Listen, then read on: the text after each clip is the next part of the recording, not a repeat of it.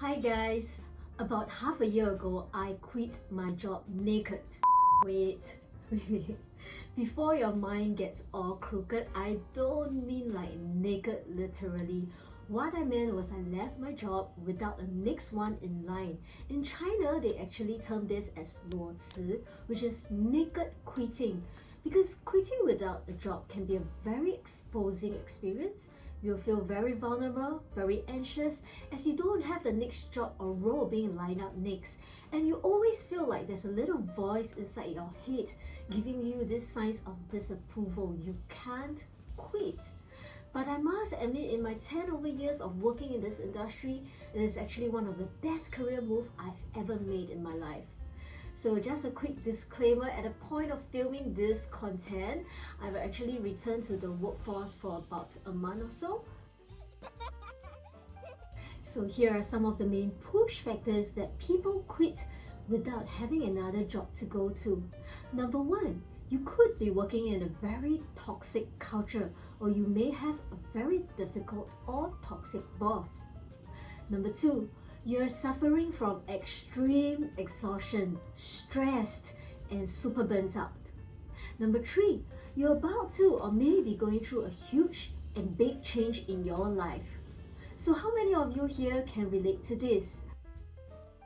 For me, the main impetus was burnout and exhaustion, and subconsciously there was this longing within me to try something different.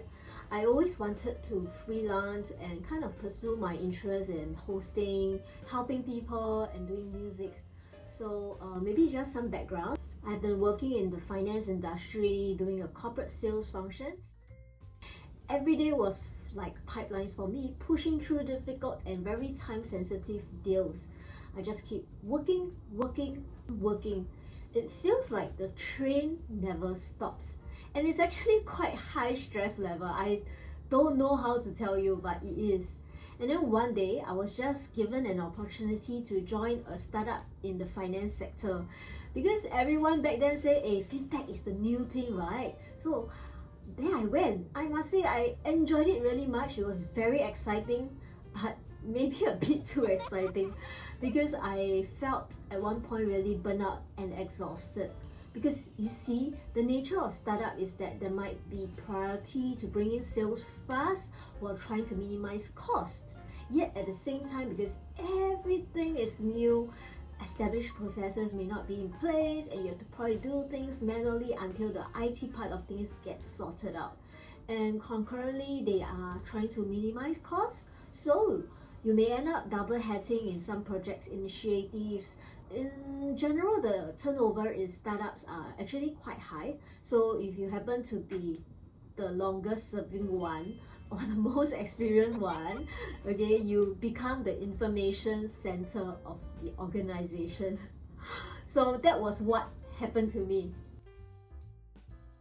Okay, enough whining. Okay, but somehow I just felt like all those years of working, I eventually felt like really burnt out, really tired, really exhausted. I had backaches. I didn't eat very well. I had constant indigestion and gastric. And strangely, there were times I felt like crying because it's just all too overwhelming and exhausting. And then suddenly, one day, I just woke up my idea and decided, Chris, this can't go on, right? I saw a couple of ex-colleagues who had sudden health issues, like cancer, or like they suddenly faced with unexpected death. This really triggered me that I might just die in my job, be slave to my job before I even get to enjoy life. So after much consideration, I decided to, hey, it's time to quit my job and pursue my interests. And there off I went. I went to take a 6 months career break. Fast forward, I've also landed myself in a new job, and actually I feel more rejuvenated entering into one. So is any of you experiencing some of these push factors that makes you contemplate on maybe taking a career break? Let's talk about the first one, working in a toxic culture or having a very difficult or toxic boss. Do you know that toxic work culture is actually the #1 reason why people are leaving their jobs? Toxic work culture comes in many forms, okay? The place may be lacking in compassion, you may not be building any good rapport with your colleagues because somehow the toxic culture and environment forbids you to. You may be a sufferer of bullying.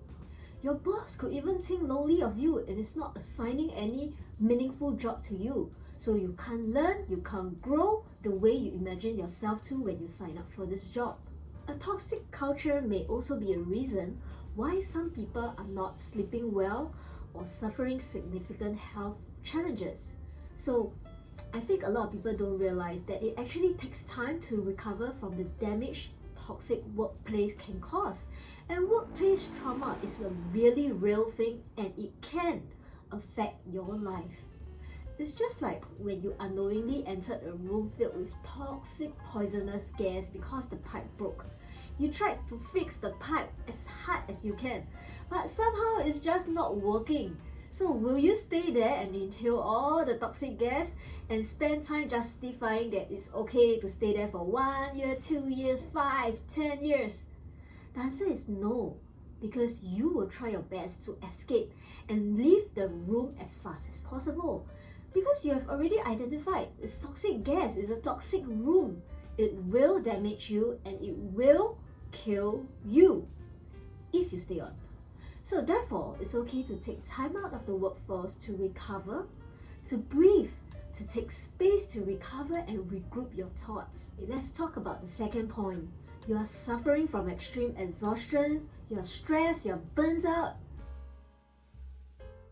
I think we've seen a lot of people experiencing burnout in understaffed companies, in new startups, or in extreme high pressured jobs.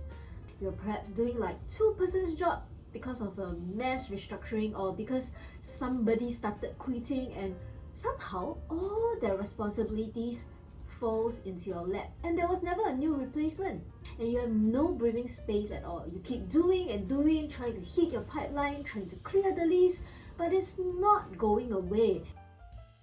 And it turns out you're not eating on time, you're tired, you're stressed, you're burnout.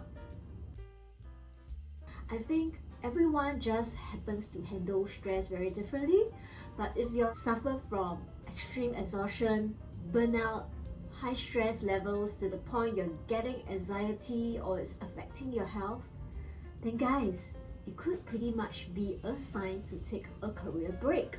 The third reason could be because you're about to or maybe going through a huge change in your life. I mean, big changes can come in many forms, right? You're thinking of switching careers, you want to become a full-time entrepreneur, or you're thinking of making a huge investment into a business and that involves a lot of money, a lot of time and space to kind of think and evaluate your options.